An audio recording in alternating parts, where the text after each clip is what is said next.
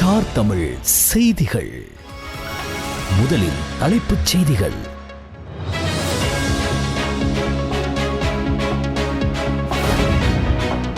நமது பொருளாதாரம் பேரழிவை சந்திக்கும் என்ற கொடூரமான கனவை காண்கிறீர்கள். அந்த அழிவுகரமான கனவு நனவாகாது. எதிர்க்கட்சியினருக்கு ஜனாதிபதி அனுரகுமார திசாநாயக்க பாராளுமன்றத்தில் தெரிவிப்பு.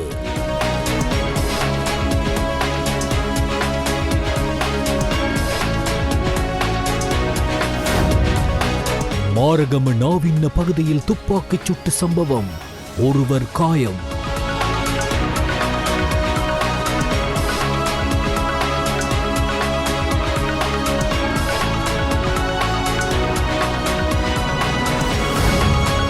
பிரதி பாதுகாப்பு அமைச்சர் அருண் ஜெயசேகரவுக்கு எதிரான நம்பிக்கையில்லா தீர்மானத்தை கொண்டுவர எதிர்க்கட்சி தீர்மானம்.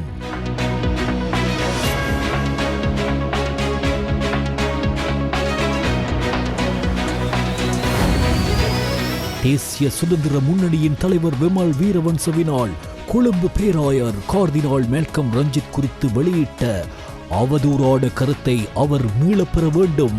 கொழும்பு மறை மாவட்டத்தின் ஊடக பேச்சாளர் அருட்தந்தை சிரில் காமினி பெர்னாண்டோ தெரிவிப்பு.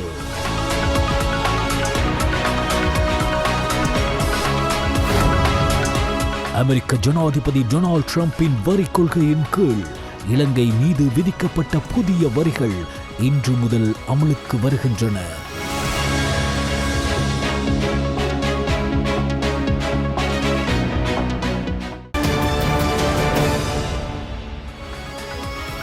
உள்நாட்டுச் செய்திகள். அமெரிக்க பரஸ்பர தீர்வை வரி விவகாரத்தில் எவ்வித இறுதி ஒப்பந்தங்களும் இதுவரையில் கைச்சாத்திடப்படவில்லை எனவும் இது தொடர்பில் விரிவான பேச்சுவார்த்தையில் ஈடுபட்டுள்ளோம் எனவும் ஜனாதிபதி அனுரகுமார திசாநாயக்க தெரிவித்தார். பொருளாதாரம் பாதிக்கப்படும், மீண்டும் நெருக்கடி ஏற்படும் என்ற கனவை மறந்துவிடுங்கள். இடைக்கால ஜனாதிபதி என்பதொன்று ஏற்படாது. மாற்று வழியில் அரசியல் செய்யுங்கள் என்பதை எதிர்க்கட்சிகளுக்கு குறிப்பிட்டுக் கொள்கின்றேன். சர்வதேச நாணய நிதியத்தின் வரைவுக்கமைய பொருளாதார மீட்சிக்கான நடவடிக்கைகள் செயற்படுத்தப்படும். அத்துடன் அமெரிக்க பரஸ்பர தீர்வை வரி விவகாரத்தில் எவ்வித இறுதி ஒப்பந்தங்கள் இதுவரையில் கைச்சாத்திடப்படவில்லை என்பதுடன் இது தொடர்பில் விரிவான பேச்சுவார்த்தையில் ஈடுபட்டுள்ளோம். இது குறித்து பேச்சுவார்த்தைகளுக்கு ஒரு திறமையான குழு நியமிக்கப்பட்டுள்ளதாக ஜனாதிபதி கூறினார். இதன்போது நிதியமைச்சின் செயலாளர் அர்ச்சன சூரிய பெர்ம, மத்திய வங்கியின் ஆளுநர் நந்தலால் வீரசிங்க, வர்த்தக அமைச்சின் செயலாளர் விமலேந்திர ராஜா, ஜனாதிபதியின் பொருளாதார ஆலோசகர் துமிந்த ஹுலங்கமுவ மற்றும் சிறப்பு ஒருங்கிணைப்பு உதவிகளை வழங்கிய அமெரிக்க தூதர் ஆகியோரின் பங்கேற்பையும் ஜனாதிபதி நினைவு கூர்ந்தார். மேலும் பயங்கரவாத தடை சட்டம் உறுதியாக நீக்கப்படும் எனவும் தெரிவித்துள்ளார். நாட்டில் மனித உரிமைகள் மற்றும் ஜனநாயகத்தை பாதுகாப்பதில் அரசாங்கம் உறுதியாக உள்ளது. அது குறித்து வேறு தரப்புகள் எமக்கு விளக்கம் அளிக்க வேண்டியதில்லை. அவ்வாறு விளக்கம் அளித்தால் அதனை ஏற்றுக்கொள்கின்றோம். உறுதியாக பயங்கரவாத தடை சட்டம் நீக்கப்படும். அதே போன்று ஆன்லைன் பாதுகாப்பு சட்டத்திலும் திருத்தம் மேற்கொள்ளப்படும் என்றும் கூறினார். இந்தியாவிற்கும் பாகிஸ்தானுக்கும் இடையிலான போருக்கு பிறகு தொடர்ந்து ஊடகவியலாளர்கள் சந்திப்புகளை நடத்திய பாராளுமன்ற உறுப்பினர்கள் சிலர் கொழும்பில் குண்டுகள் வீசப்படும் என்றும் எதிர்பார்த்தனர். அப்போது எங்கள் இராணுவ தளபதி பாகிஸ்தானில் இருந்தார். ஆனால் இங்கு எதிர்க்கட்சியினர் கொழும்பில் குண்டுகள் வீசப்படும் என்று எதிர்பார்த்தனர். அது ஒரு ஆசை. பின்னர் இஸ்ரேலுக்கும் ஈரானுக்கும் இடையே ஒரு சர்வதேச போர் வெடித்த பிறகு அப்போது நாடு சரிந்துவிடும் என்றும் எதிர்பார்த்தனர். அது நடக்கவில்லை. அடுத்து மிகப்பெரிய எதிர்பார்ப்பு அமெரிக்க வரி கொள்கையால் நமது பொருளாதாரம் சரிந்துவிடும் என்பதுதான். எனவே நமது பொருளாதாரம் பேரழிவை சந்திக்கும் என்ற கொடூரமான கனவை காண்கிறீர்கள். அந்த அழிவுகரமான கனவு நனவாகாது. வேறு ஒரு கட்டமைப்பிலிருந்து அரசியல் செய்ய தொடங்குங்கள். அந்த கட்டமைப்பு தவறு. ஆகஸ்ட் ஜனாதிபதி ஒருவர் இருந்தார். தற்போது அவர் பாராளுமன்றத்திலும் இல்லை. எங்கள் வர்த்தக இடைவெளியின் அடிப்படையில் எங்களுக்கு 44% கிடைக்கிறது. அதுதான் அவர்களின் கொள்கை. அதை 44%இலிருந்து 20% குறைப்பது அவர்களுக்கும் எங்களுக்கும் இடையிலான கலந்துரையாடல்கள் மற்றும் ஒப்பந்தத்தின் ஒரு முக்கியமான விளைவு என்று நாங்கள் நினைக்கிறோம். அவர்கள் அதை பற்றி எந்த முடிவுகளையும் எடுப்பதற்கு முன் சில HS கோடை விடுவிக்க வேண்டும். இந்த வரி விதிப்பினால் பாதிக்கப்பட்ட தொழிலதிபர்கள் மற்றும் தொழில் முனைவோருடன் நாங்கள் கலந்துரையாடினோம். இது குறிப்பிட்ட துறையை திறப்பது குறித்து நாங்கள் விவாதித்த போது சம்பந்தப்பட்ட பங்குதாரர்களை அழைத்து அதன் தாக்கம் குறித்து தொடர்ந்து பேசி எங்கள் குழு இந்த வெற்றியை பெற்றது. இல்லையெனில் இது ஒரு அறையில் நடந்த சதித்திட்டம் அல்ல. எனவே இதில் பங்கேற்கக்கூடிய ஒவ்வொரு பங்குதாரரையும் ஈடுபடுத்த நாங்கள் பொறுப்புடன் செயற்பட்டோம். எனவே அமெரிக்க வரி கொள்கையின் அடிப்படையில் பொருளாதார சரிவை நீங்கள் எதிர்பார்த்திருந்தால் அது இப்போது முடிந்துவிட்டது. இன்னும் இறுதி ஒப்பந்தம் இல்லை. எங்களுக்கு 20% மட்டுமே இருந்தது. அந்த 20% விடவும் குறைக்க முடியுமா என்பது தொடர்பில் நாங்கள் இன்னும் முயற்சி செய்து கொண்டிருக்கின்றோம். அதற்கான கலந்துரையாடலை தொடங்கியுள்ளோம். இதுவே ஒரு நாடாக நாம் எடுக்க வேண்டிய முடிவு என்று ஜனாதிபதி அனுரகுமார திசாநாயக்க தெரிவித்தார். උන්වහන්සේට කර ප්‍රකාශයක් තියෙනවා. மகரகம நாவின்ன பகுதியில் துப்பாக்கி சூட்டு சம்பவம் ஒன்று இடம்பெற்றுள்ளது. மோட்டார் சைக்கிளில் வந்த ஒருவர் திடீரென துப்பாக்கி பிரயோகத்தில் ஈடுபட்டுள்ளார். இதில் ஒருவர் காயமடைந்துள்ளதாக போலீஸ் ஊடகப் பிரிவு தெரிவித்துள்ளது. காயமடைந்த நபர் தற்போது வைத்தியசாலையில் அனுமதிக்கப்பட்டுள்ளதோடு சம்பவம் தொடர்பான மேலதிக விசாரணைகளை போலீசார் முன்னெடுத்து வருகின்றனர்.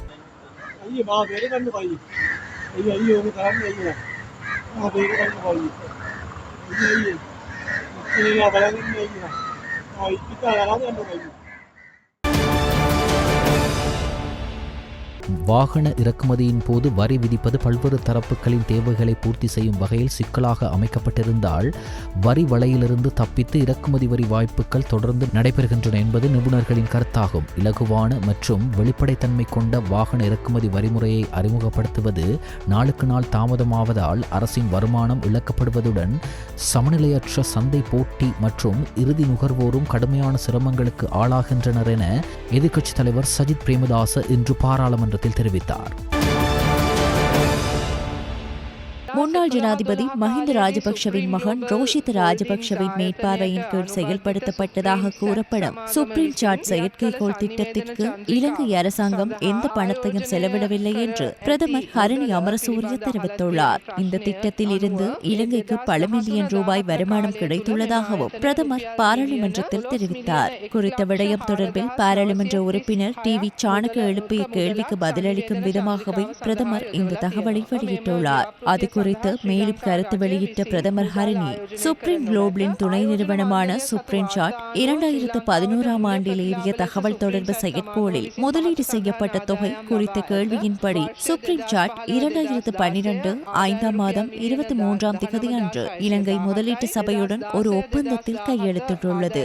2013ஆம் ஆண்டில் இந்த நிறுவனம் தகவல் தொடர்பு செயற்கோளுக்காக 1,21,04,936 ரூபாவை முதலீடு செய்துள்ளது.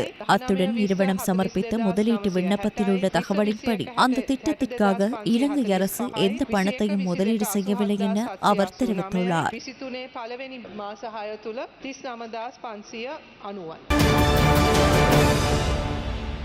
விளக்கமறியலில் வைக்கப்பட்டிருந்த முன்னாள் சிரேஷ்ட பிரதி போலீஸ் மா அதிபர் பிரியந்த் ஜெயக்கொடி பிணையில் விடுவிக்கப்பட்டுள்ளார். அதன்படி கண்டி நீதவான் நீதிமன்றத்தால் அவர் பிணையில் விடுவிக்கப்பட்டுள்ளதாக தெரிவிக்கப்படுகிறது. ஒழுங்கமைக்கப்பட்ட குற்ற கும்பலிடமிருந்து தனக்கு கொலை மிரட்டல் வந்ததாக போலியான முறைப்பாட்டை வழங்கியமை தொடர்பில் ராகம பிரதேசத்தில் உள்ள தனியார் வைத்தியசாலையில் சிகிச்சை பெற்று வந்த நிலையில் பிரியந்த் ஜெயக்கொடி குற்றப்புலனாய்வு திணைக்களத்தினால் ஜூலை 28ஆம் திகதி கைது செய்யப்பட்டார். அதன்படி சம்பந்தப்பட்ட வைத்தியசாலைக்கு சென்ற மகர நீதவான் சந்தேக நபரை நேற்று வரை விளக்கமறியலில் வைக்க உத்தரவிட்டார். கெஹல் பத்திர பத்மே என்ற ஒழுங்கமைக்கப்பட்ட குற்ற கும்பலிடமிருந்து தனக்கு கொலை மிரட்டல் வந்ததாக கூறி அவர் இந்த போலி முறைப்பாட்டை அளித்திருந்தார். இந்த முறைப்பாட்டின் அடிப்படையில் குற்றப்புலனாய்வு திணைக்கள அதிகாரிகள் விசாரணைகளை மேற்கொண்ட போது இது போலி முறைப்பாடு என்பது தெரியவந்துள்ளது.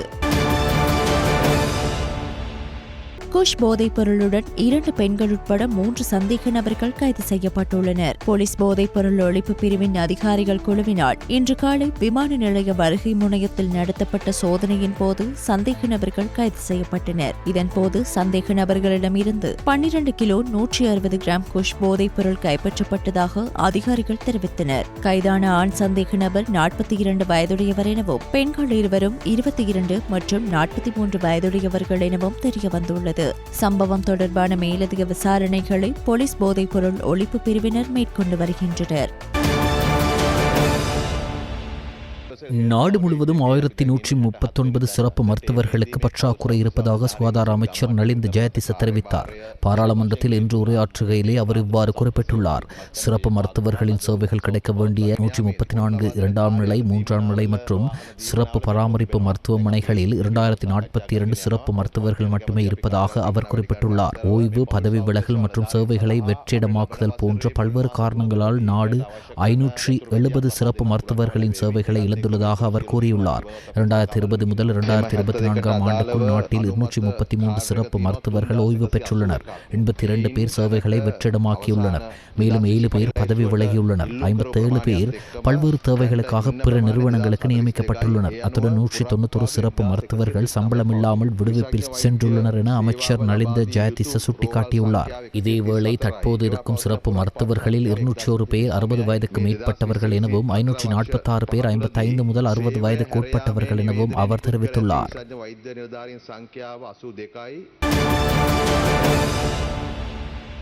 ஜனாதிபதி அனுரகுமார திசாநாயக்கவின் அழைப்பின் பேரில் ஆஸ்திரேலிய ஆளுநர் நாயகம் சமந்தா ஜாய் மாஸ்டின் நேற்று பிற்பகல் 3 நாள் உத்தியோகபூர்வ விஜயத்திற்கு இலங்கை வருகை தந்தார். சமந்தா ஜாய் மாஸ்டின் உள்ளிட்ட குழுவினரை வெளிநாட்டு அலுவல்கள், வெளிநாட்டு வேலைவாய்ப்பு மற்றும் சுற்றுலாத்துறை அமைச்சர் விஜித ஹேரத் கட்டுநாயக்கவில் உள்ள பண்டார்நாயக்க சர்வதேச விமான நிலையத்தில் வைத்து வரவேற்றார். இந்த உத்தியோகபூர்வ விஜயத்தின் போது அவர் ஜனாதிபதி அனுரகுமார திசாநாயக்க, பிரதமர் கலாநிதி ஹரிணி அமரசூரிய ஆகியோரை சந்தித்து இருதரப்பு கலந்துரையாடல்களை நடத்த உள்ளார். இந்த சந்திப்பில் ஆஸ்திரேலியாவிற்கும் இலங்கைக்கும் இடையிலான இருதரப்பு ஒத்துழைப்பை மேலும் வலுப்படுத்தவும், இரு நாடுகளின் பரஸ்பர பயன் தரும் தற்போதுள்ள ஒத்துழைப்பு துறைகளை விரிவுபடுத்துவதற்கான வாய்ப்புகள் குறித்தும் ஆராயப்படும். சமந்தா ஜாய் மாஸ்டின் நாட்டில் தங்கியிருக்கும் காலத்தில் பல்வேறு பகுதிகளுக்கு விஜயம் செய்ய உள்ளதோடு பண்டாரகம, மிரிச மற்றும் வெலிகம போன்ற பகுதிகளில் ஆஸ்திரேலியாவின் ஒத்துழைப்புடன் முன்னெடுக்கப்படும் பல திட்டங்களை கண்காணிக்க உள்ளார். ஆஸ்திரேலியாவில் புதிய அரசாங்கம் அமைக்கப்பட்டதை தொடர்ந்து அந்நாட்டு பிரதமரும் பாதுகாப்பு அமைச்சருமான ரிச்சர்ட் மால்ஸ் இலங்கைக்கு விஜயம் செய்ததோடு ஆஸ்திரேலிய வெளியுறவுத்துறை அமைச்சர் பெனி வாங் மற்றும் வெளிநாட்டு அலுவல்கள் அமைச்சர் விஜித் ஹேரத் இடையிலே மலேசியாவில் சந்திப்பொன்றும் நடைபெற்றது குறிப்பிடத்தக்கது. அனர்த்த முகாமைத்துவத்திற்கான தேசிய சபையின் 14வது அமர்வு நேற்று பிற்பகல் ஜனாதிபதி அலுவலகத்தில் ஜனாதிபதி அனுரகுமார திசாநாயக்க தலைமையில் நடைபெற்றது. அனர்த்த முகாமைத்துவத்திற்கான தேசிய சபை 7 ஆண்டுகளுக்கு பிறகு கூடுவது விசேட அம்சமாகும். 2004 ஆண்டு ஏற்பட்ட சுனாமி அனர்த்தத்தை தொடர்ந்து அனர்த்த முகாமைத்துவத்திற்கான தேசிய தேவையை பூர்த்தி செய்யும் வகையில் 2005 ஆண்டின் 13ஆம் இலக்க அனர்த்த முகாமைத்துவ சட்டத்தின்படி அனர்த்த முகாமைத்துவத்திற்கான தேசிய சபை நிறுவப்பட்டது. இந்த சபை இறுதியாக 2018 ஏப்ரல் 5 தேதி கூடியது. அனர்த்த முகாமைத்துவத்திற்கு பொறுப்பான அனைத்து நிறுவனங்களுக்கும் ஒதுக்கப்பட்ட பங்கை முறையாக கண்காணித்தல், நாட்டில் அனர்த்த அபாயத்தை குறைத்தல் மற்றும் தேவையான கொள்கை முடிவுகளை எடுத்தல் மற்றும் அவர்களுக்கு வழிகாட்டுதல் ஆகியவற்றுக்கு இந்த சபையில் ஊடாக முன்னெடுக்கப்படுகிறது. இந்த முகாமைத்துவ சபை தேசிய மற்றும் மாகாண மட்டங்களில் அனர்த்த முகாமைத்துவ மையத்தை ஒருங்கிணைக்கவும் வசதிகளை அளிக்கவும் நடவடிக்கை எடுக்கிறது. இந்த அமர்வில் அனர்த்த முகாமைத்துவ திட்டங்கள் மற்றும் தேசிய அவசரகால செயற்பாட்டு திட்டம் ஆகியவை முன்வைக்கப்பட்டு நிறைவேற்றப்பட்டன. இலங்கையில் அனர்த்தங்களை குறைப்பதற்கு எடுக்கப்பட்ட நடவடிக்கைகள், புதிய போக்குகள் மற்றும் எதிர்கால திட்டங்கள் குறித்து இங்கு ஆராயப்பட்டது. மேலும் இந்த நடவடிக்கைக்கான மைய செயற்பாட்டுடன் கூடிய ஒற்றை அமைப்பின் தேவை தொடர்பில் குழு கவனம் செலுத்தியது. தற்போது காலநிலை மாற்றத்தை எதிர்கொண்டு அனர்த்த முகாமைத்துவம் செயற்திறன் உள்ளதாக்குவதன் அவசியம் குறித்து கவனம் செலுத்தப்பட்டதோடு புதிய சவால்களை எதிர்கொள்வதற்கும் தற்போதைய சட்டத்தை காலத்தின் தேவைகளுக்கு ஏற்ப திருத்த வேண்டும் என்று குழு முடிவு செய்தது. தோடு அனர்த்த முகாமைத்துவம் மற்றும் நிவாரணத்திற்கான தற்போதைய நிதி வரம்புகளை திருத்துதல், தற்போது நிறுத்தப்பட்டுள்ள திட்டங்களை மீண்டும் செயற்படுத்த தேவையான நிதி ஒதுக்கீடுகள் போன்ற நடவடிக்கைகளை பின்பற்றுமாறு அதிகாரிகளுக்கு ஜனாதிபதி அறிவுறுத்தினார்.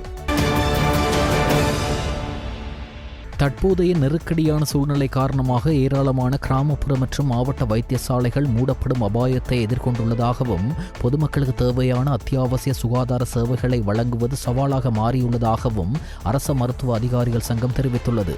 மருத்துவ சேவை மற்றும் துறையில் உள்ள பல்வேறு பிரச்சினைகளை சுட்டிக்காட்டியுள்ள அரச மருத்துவ அதிகாரிகள் சங்கம், இந்த பிரச்சினைகளுக்கு தீர்வு காணப்படாவிட்டால் எதிர்காலத்தில் தொழிற்சங்க நடவடிக்கையை மேற்கொள்ள வேண்டிய நிலை உருவாகும் எனவும் தெரிவித்துள்ளது. வைத்தியர்கள் மற்றும் தொழிற்சங்கங்கள் எதிர்ப்பு தெரிவித்து வரும் நிலையில் சமீபத்தில் அரச மருத்துவ அதிகாரிகள் சங்கம் நாடளாவிய ரீதியாக வேலை நிறுத்தத்தை தொடங்க திட்டமிட்டிருந்ததாகவும் அந்த அறிக்கையில் தெரிவிக்கப்பட்டுள்ளது. இந்த வேலை நிறுத்தம் எதிர்வரும் திங்கட்கிழமை காலை 8 மணிக்கு ஆரம்பமாகும் என்றும் அவசர சிகிச்சை சேவைகளை முன்னெடுத்து செல்ல திட்டமிடப்பட்டுள்ளதாகவும் தெரிவிக்கப்பட்டுள்ளது. அதே நேரத்தில் நாளாந்த வைத்தியசாலை நடவடிக்கைகள் பாதிக்கப்படும் என்றும், இதுபோன்ற சூழ்நிலையில் பொதுமக்களுக்கு ஏற்படும் பாதிப்பானது ஒரு சட்டவிரோத செயல்முறையின் நேரடி விளைவாகும் என்றும் அரச மருத்துவ அதிகாரிகள் சங்கம் மேலும் சுட்டிக்காட்டியுள்ளது. எனவே சம்பந்தப்பட்ட அமைச்சர் உடனடியாக நடவடிக்கை எடுக்கவில்லை என்றால் மருத்துவ தொழிற்சங்கங்கள் கடுமையான நடவடிக்கை எடுக்க தயாராக உள்ளதாகவும் எச்சரிக்கை விடுக்கப்பட்டுள்ளது. நாடு முழுவதும் சமமான தரமான சுகாதார சேவைகள் இல்லாததால் வைத்தியர்கள் நியமிப்பதில் பெரும் சிக்கல்கள் எழுந்துள்ளன என்றும் அந்த சங்கம் தெரிவித்துள்ளது. சட்டவிரோத மதுபானங்களுடன் 2 பெண்கள் கைது செய்யப்பட்டுள்ளனர். தனமல்வில தலைமையக காவல் நிலைய அதிகாரிகள் குழுவால் இந்த சோதனை நடத்தப்பட்டது. இதன்போது பெண் சந்தேக நபர்களிடமிருந்து 46 சட்டவிரோத மதுபான போத்தல்களை போலீசார் பறிமுதல் செய்தனர். குறித்த 2 பெண் சந்தேக நபர்கள் 24 மற்றும் 53 வயதுடைய கித்தல்கோட்டை பகுதியை சேர்ந்தவர்கள் என்றும் அவர்கள் மாமியார் மற்றும் மருமகள் என்றும் போலீசார் தெரிவித்தனர். சந்தேக நபர்கள் இருவரும் வெள்ளவாய நீதிவான் நீதிமன்றத்தில் ஆஜர்படுத்தப்பட்டதோடு சம்பவம் தொடர்பாக தனமல்வில தலைமையக காவல் நிலைய அதிகாரிகள் மேலதிக விசாரணைகளை மேற்கொண்டு வருகின்றனர். செம்மணி மனித புதைக்குழியிலிருந்து சிசு ஒன்றின் எலும்புக்கூட்டு தொகுதி நேற்று யாழ் நீதவான் நீதிமன்ற நீதவான் ஏ ஆனந்தராசா முன்னிலையில் அகழ்ந்தெடுக்கப்பட்டது. செம்மணி மனித புதைக்குழியின் அகழ்வு பணிகள் இதுவரையில் கட்டம் கட்டமாக 41 நாட்கள் முன்னெடுக்கப்பட்டுள்ள நிலையில் சிறுவர்கள் சிசுக்கள் உள்ளிட்ட 133 எலும்புக்கூட்டு தொகுதிகள் முற்றாக அகழ்ந்து எடுக்கப்பட்டுள்ளதுடன் இதுவரையில் 147 எலும்புக்கூட்டு தொகுதிகள் அடையாளம் காணப்பட்டுள்ளமை குறிப்பிடத்தக்கது. அதேவேளை கடந்த 16 நாட்களாக முன்னெடுக்கப்பட்ட 2ஆம் கட்டத்தின் 2ஆம் பகுதி அகழ்வு பணிகள் நேற்றுடன் தற்காலிகமாக நிறுத்தப்பட்டு எதிர்வரும் 21ஆம் தேதியளவில் மீள ஆரம்பிக்கப்பட உள்ளதாக தெரிவிக்கப்படுகிறது. நுவரெலியா நகரில் சுற்றித் திரியும் மட்ட குதிரைகள் பிடிக்கப்பட்டு அதனை பாதுகாப்பான இடத்தில் கட்டப்பட்டு வருகிறது. அதற்கு தேவையான உணவு மற்றும் புட்கள் அனைத்தும் நகரசபை ஊழியர்கள் மூலம் பல சிரமத்தின் மத்தியில் வழங்கி வருவதாகவும் அவர்கள் தெரிவிக்கின்றனர். அதேபோல் சுமார் 25க்கு மேற்பட்ட குதிரைகள் உள்ளதாகவும் அதில் 15 குதிரைகள் பிடிக்கப்பட்ட நிலையில் அதில் ஒரு குதிரை கட்டப்பட்டிருந்த கயிற்றினை அறுத்து கொண்டு சென்றுள்ளது. இதனால் நகர்ப்புறங்களில் சுற்றித் திரியும் அனைத்து மட்ட குதிரைகளும் பிடித்து கட்டப்படும் பணியில் நகரசபை ஊழியர்கள் மிக தீவிரமாக ஈடுபட்டுள்ளனர். தேசிய சுதந்திர முன்னணியின் தலைவர் விமல் வீரவன்சவினால் கொழும்பு பேராயர் கர்தினால் மெல்கம் ரஞ்சித் குறித்து வெளியிட்ட அவதூறான கருத்தை அவர் மீளப்பெற வேண்டும் என கொழும்பு மறை மாவட்டத்தின் ஊடக பேச்சாளர் அருட்தந்தை சிறில் காமினி பெர்னாண்டோ தெரிவித்தார். தனியார் தொலைக்காட்சி நேர்காணல் ஒன்றில் விமல் வீரவன்ச தெரிவித்த கருத்தை மேற்கோள் காட்டி இணையதளம் ஒன்றினால் வெளியிடப்பட்ட செய்தி தொடர்பில் விளக்கமளிக்குமாறு சட்டத்தரணி ஊடாக நடவடிக்கை எடுக்கப்பட உள்ளதாக பேராயரின் உத்தியோகபூர்வ இல்லத்தில் நேற்று நடைபெற்ற ஊடகவியலாளர் சந்திப்பில் அருட்தந்தை சிறில் காமினி தெரிவித்தார். இலங்கையில் உயிர்த்த ஞாயிறு தாக்குதல்கள் நடந்த நாளில் வரலாற்றில் முதல் முறையாக கர்தினால் மெல்கம் ரஞ்சித் ஈஸ்டர் ஞாயிறு காலை ஆராதனையில் கலந்து கொள்ளவில்லை என்றும் முந்தைய ஆண்டுகளில் அவர் இந்த ஆராதனையில் கலந்து கொண்டதாகவும் விமல் வீரவன்ச தெரிவித்திருந்தார்.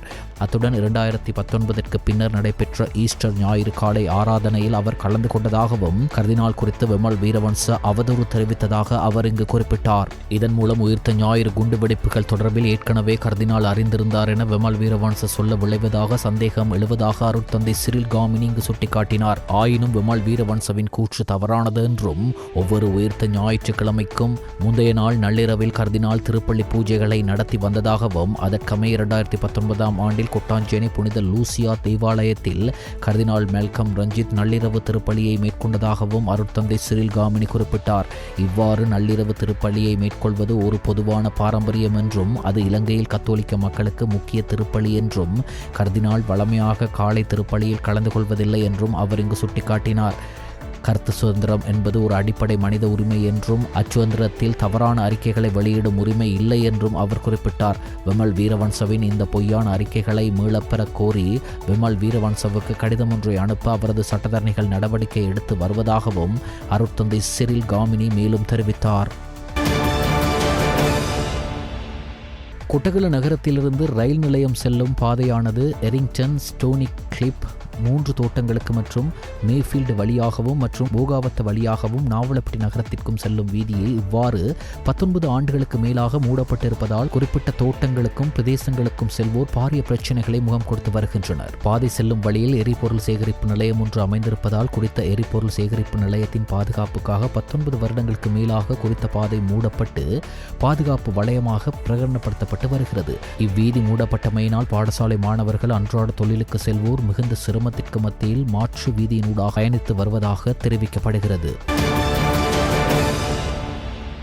மண்மீடொன்று சரிந்து விழுந்ததில் அதில் புதையுண்ட 5 காயங்களுடன் மீட்டெடுக்கப்பட்டுள்ளதாக மஸ்கெலியா போலீசார் தெரிவித்தனர். மஸ்கெலியா சாமிமலை பிரதான வீதியில் பனியன் பாலத்திற்கு அருகிலுள்ள ஒரு வீட்டின் மீது இடிந்து விழுந்த மண்மீட்டின் கீழ் புதைந்திருந்த 5 பேரை அப்பகுதி மக்கள் மீட்டு வைத்தியசாலையில் அனுமதித்துள்ளனர். நாட்டில் நிலவும் சீரற்ற காலநிலை காரணமாக மஸ்கெலியா பகுதியில் பெய்த கனமழை காரணமாக வீடொன்றின் மீது பாரிய மண்திட்டு சரிந்து விழுந்த நிலையில் அவற்றை அகற்றும் பணியில் ஈடுபட்டிருந்த 5 மீது மற்றொரு மண்மேடும் சரிந்து விழுந்துள்ளது. பின்னர் மஸ்கெலியா வைத்தியசாலையின் வைத்தியர்களின் உதவியுடன் பொதுமக்கள் இணைந்து மண்மேட்டின் கீழ் புதையொண்டிருந்த 5 மீட்டு மஸ்கெலியா மாவட்ட வைத்தியசாலையில் அனுமதித்து சிகிச்சை பெற்று வருகின்றனர். இதில் ஒருவர் மேலதிக சிகிச்சைக்காக தற்போது டிகோயா ஆதார வைத்தியசாலைக்கு மாற்றப்பட்டுள்ளார். இலங்கை கடற்பரப்பிற்குள் அத்துமீறி நுழைந்து தடை செய்யப்பட்ட இழுவை வலைகளை பயன்படுத்தி மீன்பிடியில் ஈடுபட்ட இந்திய மீனவர்கள் 10 பேரையும் அவர்கள் வந்த படகையும் இலங்கை கடற்படை கைது செய்துள்ளது. 80 அடிக்கும் அதிகமான நீளம் கொண்ட இந்த இழுவை படகு தமிழ்நாட்டைச் சேர்ந்ததாகும். இது பத்தலன்குண்டு பகுதியில் வைத்து கைது செய்யப்பட்டு பின்னர் டிகோவிட்ட மீன்பிடி துறைமுகத்திற்கு கொண்டு வரப்பட்டுள்ளது. கடற்றொழில் மற்றும் நீரியல் வளங்கள் திணைக்களத்தின் பணிப்பாளர் நாயகம் சுசாந்த காவத் அவர்கள் கருத்து தெரிவிக்கையில், கைது செய்யப்பட்ட படகில் நவீன தொழில்நுட்ப சாதனங்கள், GPS வரைபடங்கள் மற்றும் மீன்களை கண்டறியும் கருவிகள் இருந்ததாகவும் இதன் மூலம் இந்த மீனவர்கள் வேண்டுமென்றே இலங்கை கடற்பரப்பிற்குள் நுழைந்திருப்பது உறுதியாகியுள்ளதாகவும் தெரிவித்தார். இலங்கையில் இழுவை வலை மீன்பிடி தொழிலை சட்டத்தால் தடை செய்யப்பட்டுள்ளதுடன் இது உள்ளூர் மீனவ சமூகத்திற்கு பெரும் பாதிப்பை ஏற்படுத்துகிறது. உள்ளூர் மீனவர்கள் தமது வாழ்வாதார தொழிலை மேற்கொள்ளும் கடற்பரப்பில் அத்துமீறி நுழைந்து இவ்வாறான சட்டவிரோத நடவடிக்கைகளில் ஈடுபடுவது உள்ளூர் மீனவர்களின் கடும் எதிர்ப்புக்கு காரணமாக அமைந்துள்ளது. கைது செய்யப்பட்ட மீனவர்கள் மருத்துவ பரிசோதனை மற்றும் ஏனைய சட்ட நடைமுறைகளுக்கு பின்னர் கடற்றொழில் மற்றும் நீரியல் வளங்கள் திணைக்களத்தால் நீதிமன்றத்தில் ஆஜர்படுத்தப்பட உள்ளனர். பிரதி பாதுகாப்பு அமைச்சர் அருண் ஜெயசேகரவுக்கு எதிராக நம்பிக்கையில்லா தீர்மானத்தை கொண்டுவர எதிர்க்கட்சி தயாராகி வருவதாகவும் எதிர்க்கட்சியை பிரதிநிதித்துவப்படுத்தும் ஏனைய தரப்பினர்களினது ஆதரவை திரட்டி கையொப்பங்கள் பெறப்பட்டதன் பிறகு எதிர்வரும் திங்கட்கிழமை குறித்த தீர்மானத்தை சபாநாயகரிடம் கையளிப்போம் என பாராளுமன்ற எதிர்க்கட்சி தலைவர் அலுவலக கேட்போர் கூடத்தில் இன்று பிற்பகல் நடைபெற்ற விசேட ஊடக சந்திப்பில் எதிர்க்கட்சியை பிரதிநிதித்துவப்படுத்தும் பாராளுமன்ற உறுப்பினர்கள் கலந்து கொண்டு இந்த கருத்தை தெரிவித்தனர். இந்த விசேட ஊடக சந்திப்பில் பாராளுமன்ற உறுப்பினர்களான முஜிபுர் ரஹ்மான், காவிந்த ஜெயவர்தன, நிசாம் காரியப்பர், ஹெக்டர் அப்புஹாமி ஆகியோர் கலந்து கொண்டனர். அமெரிக்க ஜனாதிபதி டொனால்ட் ட்ரம்பின் வரி கொள்கையின் கீழ் இலங்கை மீது விதிக்கப்பட்ட புதிய வரிகள் இன்று முதல் அமலுக்கு வருகின்றன. அதன்படி இலங்கையிலிருந்து இறக்குமதி செய்யப்படும் பொருட்களுக்கு இன்று முதல் அமெரிக்கா 20% வரியை அறவிட உள்ளது. உலகம் முழுவதும் உள்ள நாடுகளிலிருந்து அமெரிக்காவுக்கு இறக்குமதி செய்யப்படும் பொருட்களுக்கு கடந்த ஏப்ரல் மாதம் 3ஆம் தேதி அமெரிக்க ஜனாதிபதி டொனால்ட் ட்ரம்ப் உலகளாவிய வரியை விதிக்க முடிவு செய்தார். இலங்கை மீது முதலே 44% வரி விதிக்கப்பட்டது. அத்தகைய சூழலில் இலங்கை அரசாங்கம் உடனடியாக அமெரிக்க வர்த்தக நிறுவனத்துடன் பேச்சுவார்த்தைகளை தொடங்கி இதற்கான திருத்த ஒப்பந்தங்களை எட்ட நடவடிக்கை எடுத்தது. அதற்கமைய இலங்கைக்கு 20% வரி அறவிடுவதாக அமெரிக்கா அறிவித்தது. இதற்கிடையில் அமெரிக்கா விதித்த வரி விகிதத்தை மேலும் குறைப்பது குறித்து கலந்துரையாடலை நடத்த திட்டமிட்டுள்ளதாக இலங்கை ஏற்றுமதி அபிவிருத்தி சபையின் தலைவர் மங்கள விஜயசிங்க தெரிவித்தார். கிரிபத்கொட போலீஸ் பிரிவிற்குட்பட்ட கிரிபத்கொட நகரத்தில் போலீஸ் விசேட அதிரடி படையினர் முன்னெடுத்த இருவேறு சுற்றிவளைப்பு நடவடிக்கையின் போது போதைப் பொருட்களுடன் சந்தேக நபர்கள் 2 கைது செய்யப்பட்டனர். கைதான முதலாவது சந்தேக நபரிடம் இருந்து 101 கிராம் 180 மில்லிகிராம் குஷ் போதைப் பொருள் கைப்பற்றப்பட்டது. இந்த நிலையில் 2வது சுற்றிவளைப்பு நடவடிக்கையின் போது கைது செய்யப்பட்ட சந்தேக நபரிடம் இருந்து 427 கிராம் 530 மில்லிகிராம் குஷ் போதைப் பொருள், 1 கிலோ 141 கிராம் ஹேஷ் போதைப் பொருள் மற்றும் 12,50,000 ரூபாய் பணமும் கைப்பற்றப்பட்டுள்ளது. இந்நிலையில் கைது செய்யப்பட்ட சந்தேக நபர் கிரிபத்கொட போலீசாரிடம் ஒப்படைக்கப்பட்டுள்ளார். இவர்கள் 24 வயதுடைய கேலனி மற்றும் களுத்துறை பகுதிகளை சேர்ந்தவர்கள் ஆவர். சம்பவம் தொடர்பான மேலதிக விசாரணைகளை கிரிபத்கொட போலீசார் மேற்கொண்டு வருகின்றனர். 15 மில்லியன் ரூபாவை நிறுவனம் ஒன்றில் முதலீடு செய்தமையின் ஊடாக பண மோசடி தடுப்புச் சட்டத்தின் கீழ் நாமல் ராஜபக்ச உள்ளிட்ட தரப்பினருக்கு எதிராக தாக்கல் செய்யப்பட்டுள்ள வழக்கு விசாரணைகளை ஜனவரி மாதம் 29ஆம் தேதி மீள விசாரணைக்கு எடுத்துக்கொள்ள கொழும்பு நீதவான் நீதிமன்றம் உத்தரவிட்டுள்ளது. குறித்த முறைப்பாடு இன்று கொழும்பு பிரதான நீதவான் தனுஜா லக்மாலி முன்னிலையில் இன்று விசாரணைக்கு எடுத்துக் கொள்ளப்பட்டது. இதன்போது நாமல் ராஜபக்சவும் சந்தேக நபர்களும் நீதிமன்றத்தில் ஆஜராகியிருந்தனர். இந்த விசாரணை தொடர்பாக சட்டமா அதிபரிடம் இன்னும் அறிவுறுத்தல்கள் கிடைக்கவில்லை என்று குற்றப்புலனாய்வு திணைக்களம் நீதிமன்றத்திற்கு தெரிவித்தது. அதன்படி வழக்கை ஜனவரி 29ஆம் தேதி மீண்டும் விசாரணைக்கு எடுத்துக் கொள்வதாக அறிவித்த நீதிபதி சட்டமா அதிபரின் அறிவுறுத்தல்கள் குறித்து நினைவூட்டல்களை அனுப்பவும் உத்தரவிட்டார். கடந்த நல்லாட்சி அரசாங்கத்தின் போது நாமல் ராஜபக்ச உட்பட 4 பிரதிவாதிகளுக்கு எதிராக பண மோசடி தடுப்புச் சட்டத்தின் கீழ் நீதிமன்றத்தில் மீட்பிடி முறைப்பாடு தாக்கல் செய்யப்பட்டமை குறிப்பிடத்தக்கது. பாடசாலைகளில் இவ்வாண்டின் 2ஆம் தவணைக்கான கல்வி நடவடிக்கைகள் இன்றுடன் நிறைவடைந்தது. அதன்படி 3ஆம் தவணைக்கான கல்வி நடவடிக்கைகளின் முதல் கட்டம் இம்மாதம் 18ஆம் தேதி திங்கட்கிழமை ஆரம்பமாக உள்ளதாக கல்வி அமைச்சு அறிவித்துள்ளது. அதன்படி 3ஆம் தவணைக்கான கல்வி நடவடிக்கைகளின் 2ஆம் கட்டம் நவம்பர் மாதம் 17ஆம் தேதி ஆரம்பமாகி டிசம்பர் மாதம் 19ஆம் தேதி வரை நடைபெறும் எனவும் கல்வி அமைச்சு அறிவித்துள்ளமை குறிப்பிடத்தக்கது. மேல் மற்றும் சப்ரகமு மாகாணங்களிலும் நுவரெலியா, கண்டி, காலி மற்றும் ஆத்திர மாவட்டங்களிலும் அவ்வப்போது மழை பெய்யக்கூடும் என வளிமண்டலவியல் திணைக்களம் எதிர்ப்பு கூறியுள்ளது. ஊவா மாகாணத்திலும் மட்டக்களப்பு, அம்பாறை மற்றும் முல்லைத்தீவு மாவட்டங்களிலும் பிற்பகல் 1 மணிக்கு பிறகு மழை அல்லது இடியுடன் கூடிய மழை பெய்யக்கூடும் எனவும் திணைக்களம் வெளியிட்டுள்ள அறிக்கையில் குறிப்பிடப்பட்டுள்ளது. இடியுடன் கூடிய மழை பெய்யும் வேளைகளில் அப்பிரதேசங்களில் தற்காலிகமாக பலத்த காற்றும் வீசக்கூடும். மின்னல் தாக்கங்களினால் ஏற்படக்கூடிய பாதிப்புகளை குறைத்துக் கொள்ள பொதுமக்கள் தேவையான முன்னெச்சரிக்கை நடவடிக்கைகளை எடுத்துக் கொள்ளுமாறு வளிமண்டலவியல் திணைக்களம் அறிவுறுத்தியுள்ளது. இடைவேளைக்கு பின்னர் செய்திகள் தொடரும். செய்திகள் தொடர்கின்றன. வெளிநாட்டு செய்திகள். மேற்கு ஆப்பிரிக்க நாடான கானாவில் ஏற்பட்ட ஹெலிகாப்டர் விபத்தில் அந்நாட்டின் பாதுகாப்பு மற்றும் சுற்றுச்சூழல் ஆகிய துறைகளின் அமைச்சர்கள் 2 உட்பட 8 பேர் பலியானதாக தெரிவிக்கப்பட்டுள்ளது. கானா நாட்டின் தலைநகர் அக்ராவிலிருந்து அந்நாட்டின் அசாந்தி மாகாணத்தில் உள்ள ஒபுவாசி நகரத்துக்கு ராணுவ ஹெலிகாப்டர் ஒன்று புறப்பட்டுள்ளது. இந்த ஹெலிகாப்டரில் அந்நாட்டின் பாதுகாப்பு மற்றும் சுற்றுச்சூழல் ஆகிய துறைகளின் அமைச்சர்கள் 2 பேர் உட்பட 8 பேர் பயணித்ததாக கூறப்படும் நிலையில் புறப்பட்ட சில நிமிடங்களில் அதன் தொடர்பு துண்டிக்கப்பட்டுள்ளது. இதனைத் தொடர்ந்து அங்குள்ள வனப்பகுதியில் அந்த ஹெலிகாப்டர் கீழே விழுந்து நொறுங்கி விபத்துக்குள்ளானதாக தெரிவிக்கப்பட்டுள்ளது. இந்த விபத்தில் கானாவின் பாதுகாப்புத்துறை அமைச்சர் எட்வர்ட் ஒமானி பொவாமா, சுற்றுச்சூழல் அமைச்சர் அல்தாஜி முர்தலா முகமது உட்பட அந்த ஹெலிகாப்டரில் பயணித்த 8 பேரும் பலியானதாக அந்நாட்டு அரசின் செய்தி தொடர்பாளர் உறுதி செய்துள்ளார். இந்தியாவுக்கு கூடுதலாக 25% வரி விதிக்கப்படுவதாக அமெரிக்க ஜனாதிபதி டொனால்டு டிரம்ப் அறிவித்துள்ளார். இதன் மூலம் இந்திய பொருட்களுக்கான வரி 50% அதிகரித்துள்ளது. உக்ரைன் மீது தாக்குதல் நடத்தும் ரஷ்யாவிடம் இந்தியா தொடர்ந்து மசகு எண்ணெய் வாங்கி வந்தது. இதனால் இந்திய பொருட்களுக்கு 25% வரியும் ரஷ்யாவுடன் கூடுதலாக வர்த்தகம் மேற்கொள்வதால் கூடுதலாக அபராதம் விதிப்பதாகவும் சமீபத்தில் அறிவித்தார். முதலில் ஆகஸ்ட் 1ஆம் தேதி முதல் அமலாகும் என அறிவிக்கப்பட்ட இந்த அறிவிப்பு பிறகு ஒத்திவைக்கப்பட்டது. இந்த நிலையில் ட்ரம்ப் அளித்த பேட்டியில் ரஷ்யாவிடம் மசகு எண்ணெய் வாங்குவதை அந்நாடு நிறுத்தாததால் அடுத்த 24 மணி நேரத்தில் இந்த வரியை மேலும் கடுமையாக்கப் போவதாக கூறியிருந்தார். இதன் மூலம் அடுத்த 24 மணி நேரத்தில் முடிவை மாற்றிக்கொள்ளும்படி நெருக்கடி கொடுத்து இருந்தார். இந்நிலையில் இந்தியாவுக்கு கூடுதலாக 25% வரி விதிப்பதாக ட்ரம்ப் அறிவித்துள்ளார். ஏற்கனவே 25% வரி விதிக்கப்பட்ட நிலையில் தற்போது விதிக்கப்பட்ட வரி மூலம் இந்திய பொருட்களுக்கான வரி 50% அதிகரிக்கப்பட்டுள்ளது.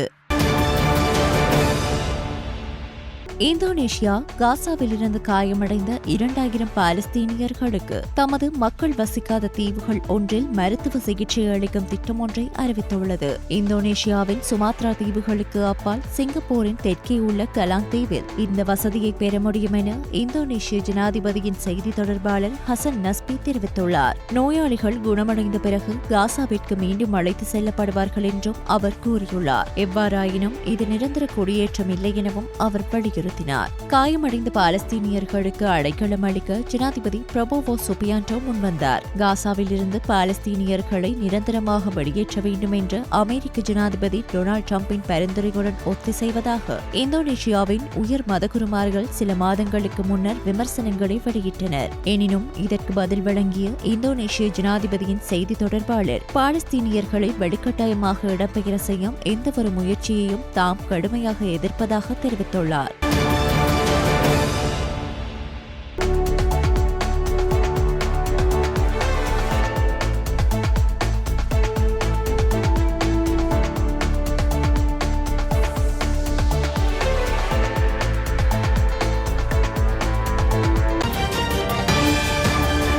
இடைவேளைக்கு பின்னர் செய்திகள் தொடரும். செய்திகள் தொடர்கின்றன. விளையாட்டு செய்திகள். இலங்கை கிரிக்கெட் சபையின் ஏற்பாட்டில் 3 அணிகளை கொண்ட முத்தரப்பு உள்ள T20 லீக் தொடர் இன்று ஆரம்பமாகியது. இம்மாத இறுதியில் ஆரம்பமாக உள்ள சிம்பாப்வே அணியுடனான வெள்ளைப்பந்து கிரிக்கெட் தொடர் மற்றும் ஆசிய கிண்ண T20 தொடர் ஆகியவற்றுக்கு தயாராகும் நோக்கில் இந்த தொடர் நடைபெற்றது.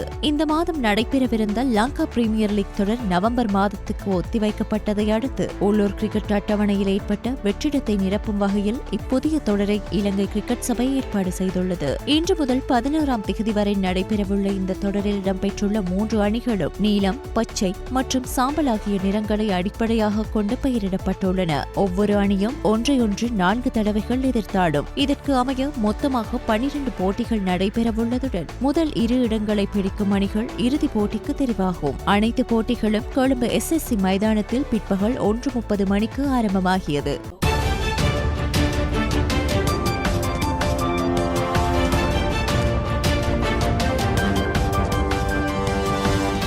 ஸ்டார் தமிழ் செய்திகள் இத்துடன் நிறைவடைகின்றன. மீண்டும் எமது செய்திகள் நாளை இரவு 7 மணிக்கு ஒளிபரப்பாகும்.